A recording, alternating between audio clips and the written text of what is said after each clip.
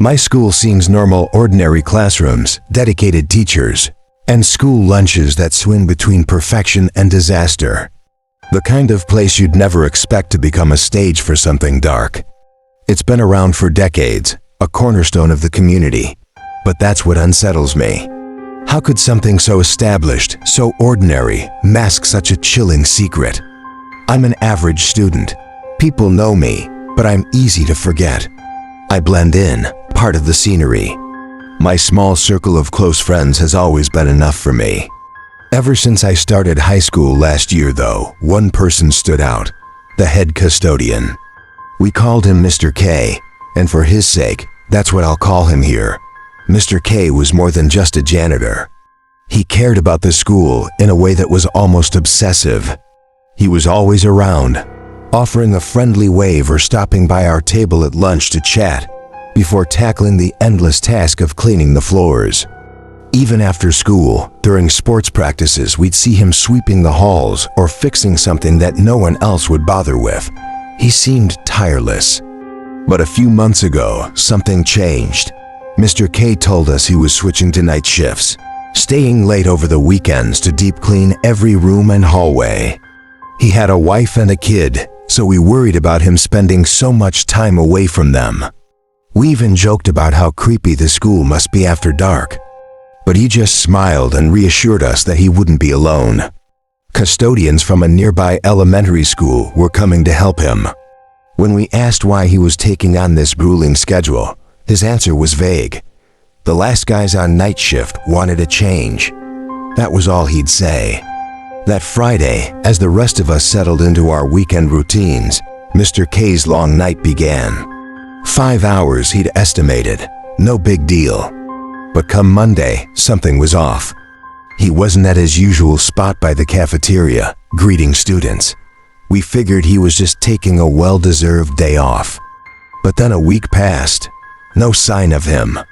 The other custodians seemed uneasy, their usual chatter replaced by a strange, tense silence. I cornered one of them before lunch and asked where Mr. K had gone.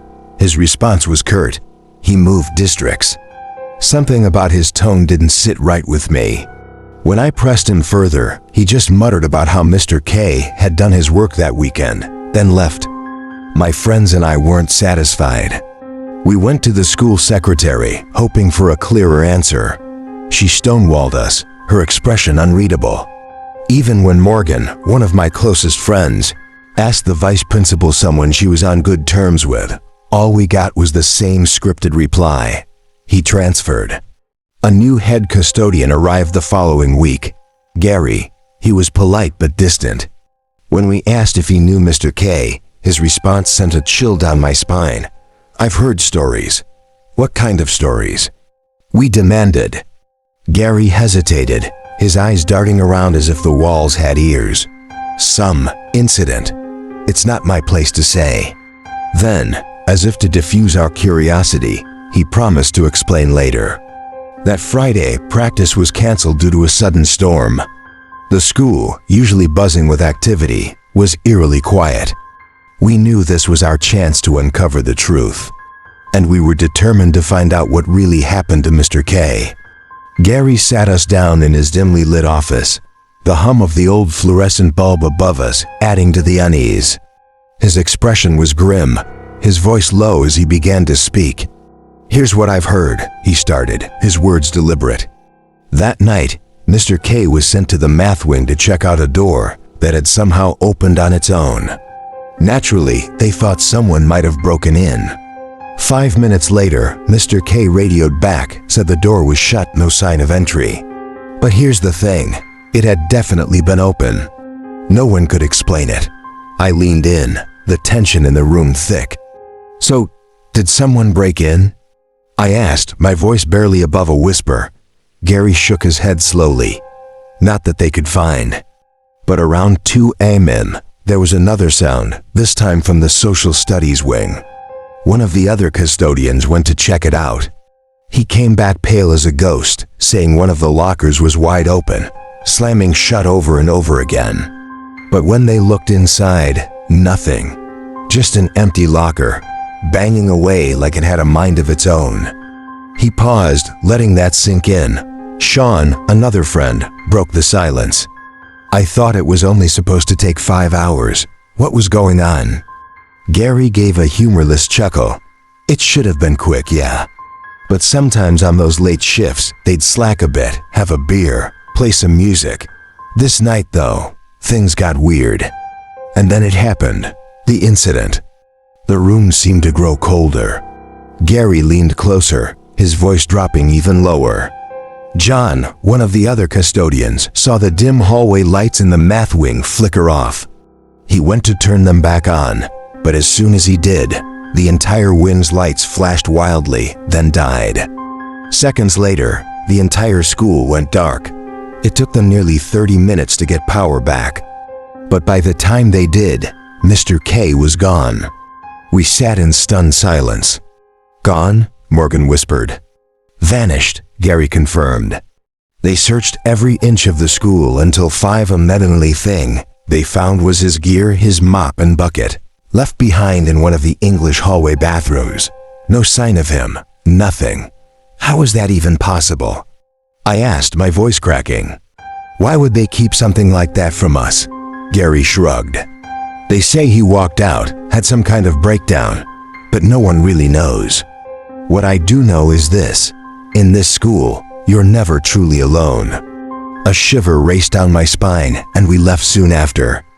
Gary mentioned he had the late shift that weekend and promised to tell us if anything unusual happened. But come Monday, Gary was gone too, replaced by another custodian named Stanley. When we asked about Gary, we were met with the same cold response. Transferred. That was the last straw. We went straight to the principal, laying out everything, the disappearances, the strange occurrences. His response chilled us to the bone. The situation has been taken care of. In the following month, 2 more custodians were mysteriously transferred, each after working the weekend shift. The school grew more oppressive, the halls darker, the silence heavier. Despite everything, there was no media coverage, no public outcry. Custodians left in droves, and the school struggled to keep a full staff. When the school year finally ended, I tracked down one of the custodians who had left. I asked him why. He stared at me, his eyes hollow. Because you're never alone in that school, he said. The things I've heard. The things I've seen. I pressed him, desperate. What did you see? He hesitated, then whispered, I've seen hell.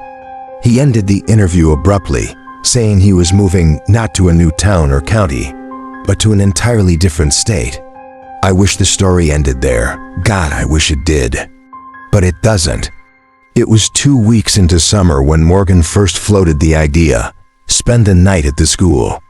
She wanted to uncover the truth, to see if the whispers and shadows were more than just rumors. Of course, that meant breaking in. I refused.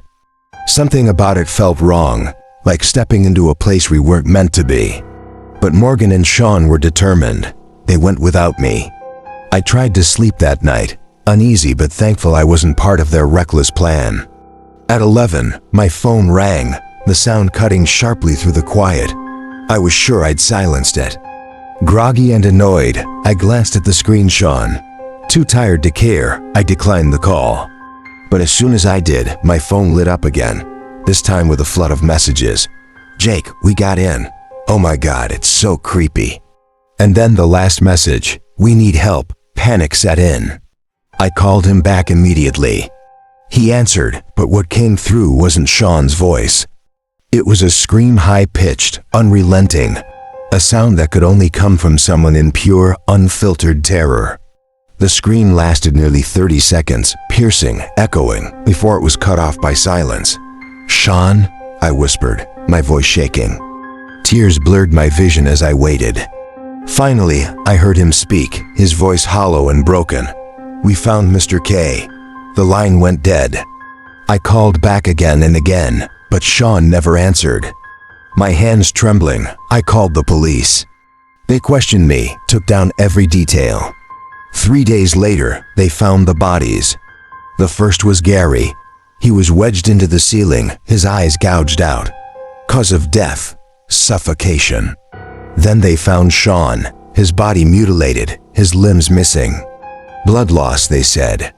Morgan's remains were scattered, part of her in the library, the rest inside Sean's stomach. Gary had been dead for a month, Sean for barely a day. But they never found Mr. K's body, or so they thought. His family had disappeared shortly after his vanishing, and the search for them stretched across state lines. Then, 2 other missing custodians were found in the school theater, their bodies entwined in a gruesome tableau. They had eaten each other. Now the school is set to be demolished. In a week, they'll start building a new one, and until then, we'll continue our classes online. But it's not the murders that haunt me most. It's the letter. Yesterday, the police delivered it to me. They'd found it in one of the school bathrooms, addressed to me in Morgan's handwriting. Jake, I'll never see you again, and I know that now. Everyone was right. We're never alone in this school. I need you to move far away and never come back. Whatever is here, it stays here, no matter what. The principal knows it too. Thank you for being such a great friend. I hear him now. Mr. K is looking for us. This morning, they finally found Mr. K. His body was crumpled inside a locker in the math hallway, his face sunken and hollow. Cause of death, starvation. He'd been dead for 2 months. The police believe he got trapped, too weak or unconscious to cry for help. He'd been in there for 8 days before he succumbed. 8 days. The stench that filled the math wing during the final weeks of school. They thought it was a plumbing issue and simply masked it with air freshener. The locker they found him in, it was right next to mine. And now, I can't stop thinking, if he was alive in there, just inches away, was he begging for me to find him? Was he clawing at the walls, desperate for someone for me to hear him? But I never did.